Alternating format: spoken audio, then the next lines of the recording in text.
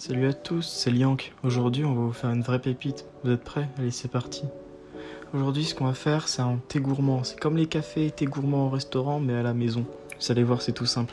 Il y aura deux recettes où je vous ai mis les deux petites timecodes pour que vous puissiez vous repérer si vous voulez en faire qu'une seule. Voilà. Donc la première recette, ce sera une panna cotta. Donc c'est un petit dessert italien, vous allez voir, c'est très très bon.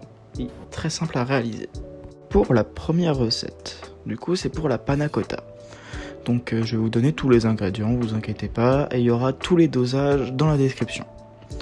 Donc là, je prends des feuilles de gélatine que je mets dans de l'eau pour les réhumidifier. Vous allez voir, ça sera quelque chose d'assez gélatineux après. Là, c'est tout sec, tout dur. Donc là, je remets de l'eau pour les réhumidifier, pour après les mettre dans notre préparation.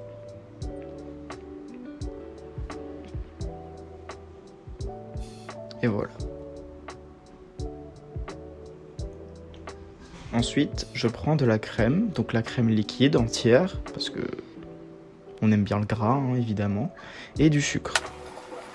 Et petite spécialité, il nous faut aussi de la vanille. Alors je la prends, donc je prends ma gousse de vanille et je l'ouvre en deux. Si vous n'avez pas de gousse de vanille parce que ça coûte un peu trop cher, c'est pas grave, vous pouvez soit mettre un peu de sucre vanillé, soit tout simplement de l'extrait de vanille. Il nous faut de la feuille de gélatine avec de l'eau, du sucre,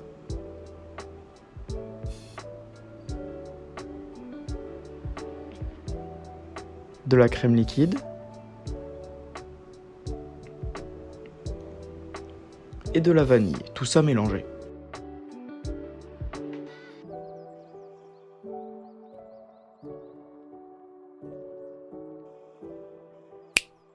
Donc ce qu'il nous faut, c'est on prend notre crème et on verse le sucre dedans dans une casserole. Vous voyez, tout simplement. Ensuite, ce qu'il nous faut, c'est qu'on allume sur petit feu, donc le feu plus léger, pour éviter de brûler tout simplement. Il faut juste réchauffer la crème pour pouvoir y faire fondre la gélatine. Car la gélatine ne fond que dans un milieu chaud.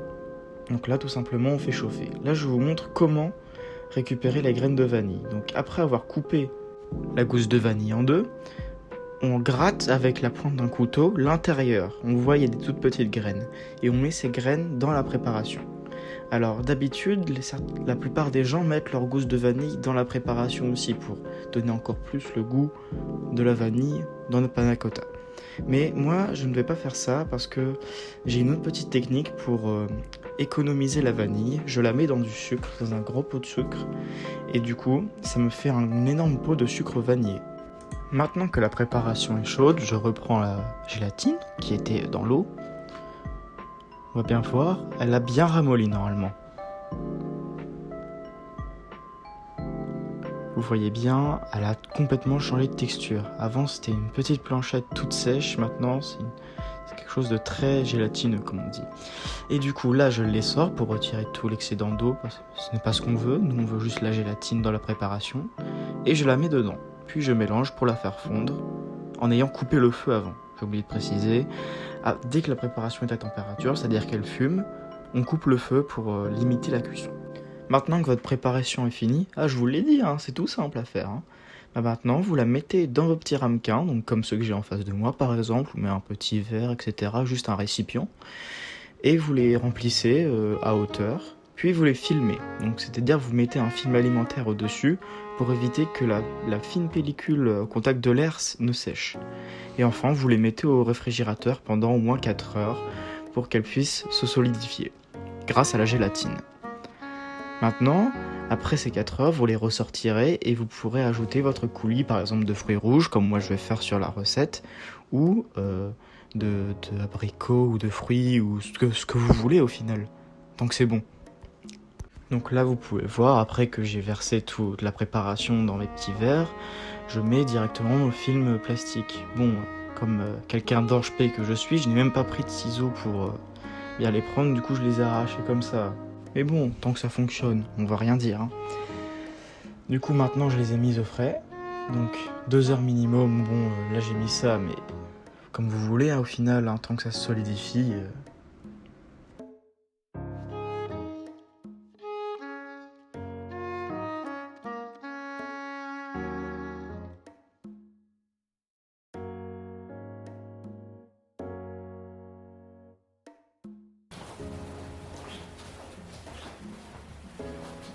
Donc, nous allons passer maintenant au cheesecake cuit, le deuxième petit dessert qui sera dans notre plat.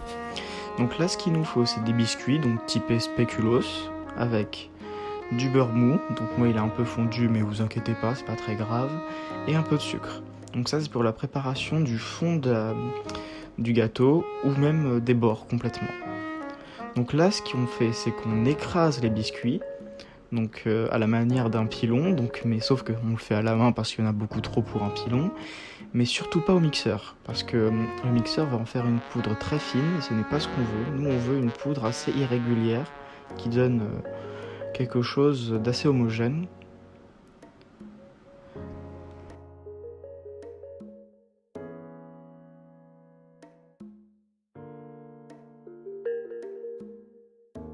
Puis, après avoir bien écrasé vos biscuits, vous ajoutez le beurre mou. Et vous mélangez très bien aussi. Le beurre, il faut qu'il soit à température très très ambiante pour qu'il se mélange très bien et qu'il n'y ait pas de bout de beurre un peu partout, parce que si c'est du beurre solide, ça fonctionnera pas. Je vous le dis tout de suite. Ensuite, on ajoute un peu de sucre, donc une seule cuillère, pas plus, parce que les biscuits sont déjà largement bien sucrés. Donc encore on remélange et puis après on va remettre tout ça pour tapisser le fond du gâteau, tout simplement. Donc il servira de base.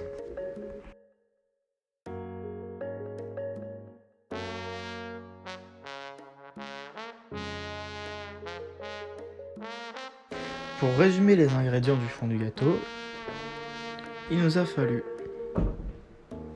des spéculoos, du sucre et du beurre, tout simplement. Et après, on a mis tout ça, évidemment, comme je vous ai expliqué avant, dans le fond de tarte.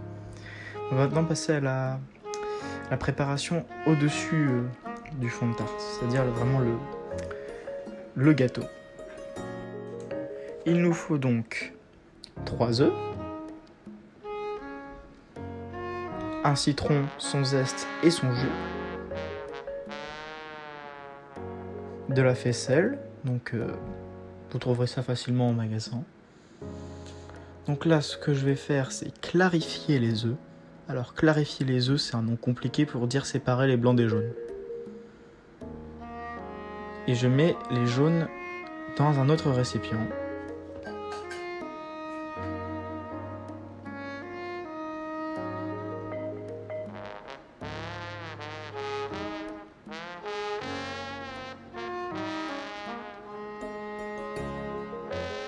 On répète le processus pour les 3 œufs.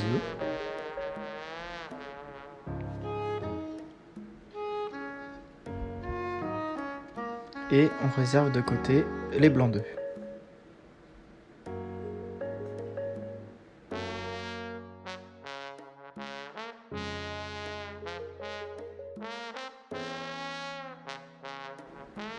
Maintenant, après avoir mis le sucre dans le bol, on y ajoute les jaunes d'œufs et les zestes de citron. Mais aussi le jus d'un zeste de citron. Donc là, ce que je fais, c'est que j'ai massé le citron pour qu'il puisse relâcher plus de jus, tout simplement.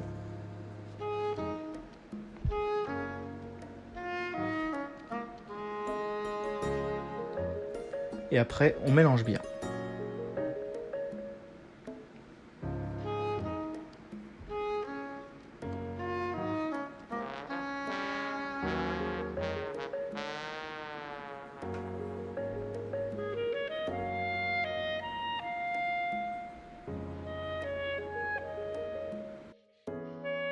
Après avoir bien mélangé, j'ajoute de la farine, 2 cuillères à soupe. Donc je vous mettrai évidemment encore tous les dosages dans la description, ne vous inquiétez pas. Puis j'ajoute le fromage blanc, donc le fromage blanc en faisselle.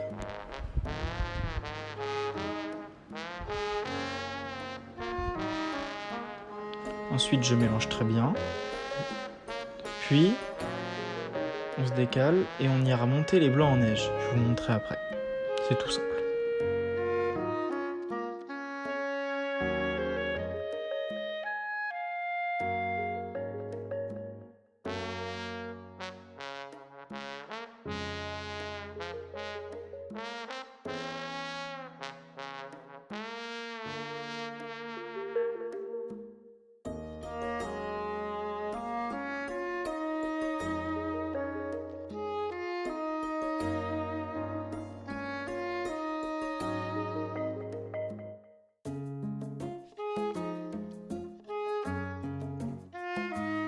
Donc maintenant on monte les blancs en neige pour les incorporer à notre préparation précédente. Donc c'est tout simple, hein. Vous prenez votre batteur électrique, votre robot, vous mettez vos blancs d'œufs. Si vous voulez que ça monte un petit peu plus facilement, vous ajoutez un petit peu de sel. Et après vous battez jusqu'à ce que c'est une bonne texture. Alors la texture c'est très simple pour savoir si vos blancs en neige sont bons. Vous prenez votre récipient et vous le mettez à l'envers. S'ils ne tombent pas, c'est qu'ils sont bons. Après, vous pouvez aussi le faire à la main, hein, comme faisaient les anciens, mais bon, on est un peu des flemmards, nous, donc on n'a pas l'énergie, et pour ça, on utilise juste un robot électrique, c'est très simple.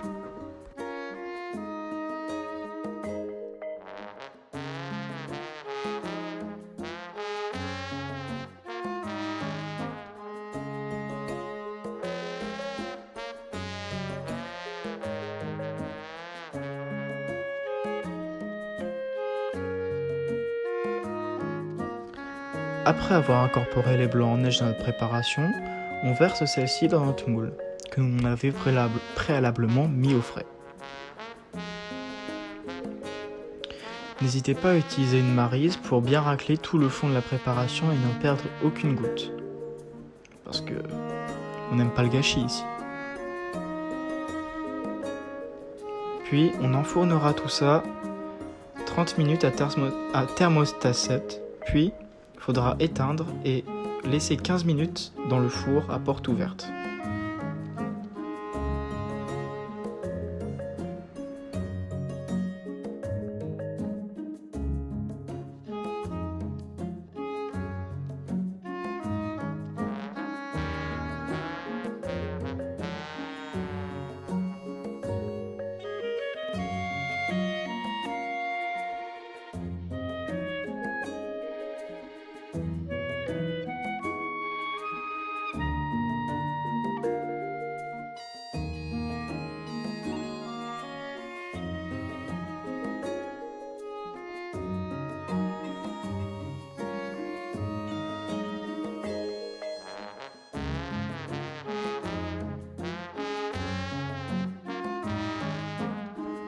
On va maintenant passer au dressage. Alors dressage c'est un grand mot, on va faire quelque chose d'un minimum potable. Donc là vous voyez, j'ai mis ma panna cotta, j'ai retiré le film plastique au-dessus et j'ai mis ma part de gâteau. Bon, c'est pas très beau, mais je vous assure que c'est délicieux. Ensuite, on prend une plus belle tasse ou n'importe quel récipient pour boire, tout simplement, un verre, et vous versez votre thé ou café glacé, vu que c'est l'été, il fait chaud, tout ça. Ou alors, tout simplement, vous prenez, si c'est l'été, si c'est l'hiver, vous prenez tout simplement votre boisson chaude, à côté. Attention, le gâteau aussi est à servir froid. Sur ce, bonne dégustation et à bientôt.